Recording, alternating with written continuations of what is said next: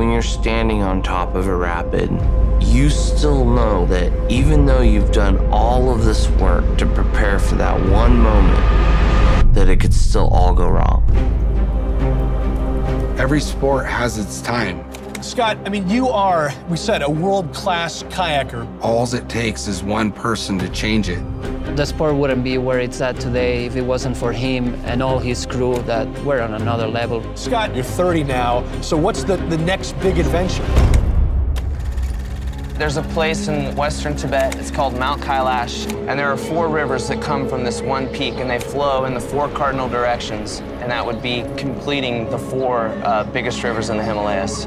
In my mind, it was kind of like as high as you can go in the sport. The direction became, I'm just gonna get myself in the best shape to run all 4 rivers. And then that year, that was the 7th person that had drowned. It just became brutal. That's when things, I think, really became way more serious for Scott. I'd lost too many friends. It was easy to be a dick about it. He had it pretty rough growing up. I think that all kind of put a chip on his shoulder. None of us knew how to cope. The only way we knew how to release it was to send a bender. You can't operate at that level forever. You gotta have an inner fire, and the second that it becomes unstable, it becomes dangerous. I could tell something was up with my brother.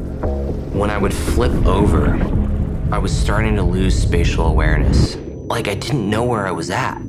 And then I kind of just black out. That was the beginning of it all. Got the call. I went to my knees. Probably one of the worst moments of my life. They explained what it is that he would need to go through. Then Scott was like,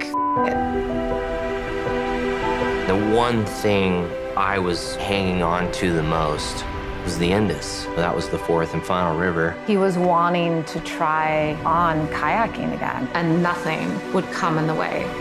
I was not only physically healing, but I was mentally and spiritually healing. And I was looking towards a bunch of 20-something-year-old kids to get me back in shape. In the back of my head, I was like, man, has this guy still got it? He might not have the full life expectancy that, we all hope he would have. I knew I was about to run the scariest rapid of my life, and it was all in my head.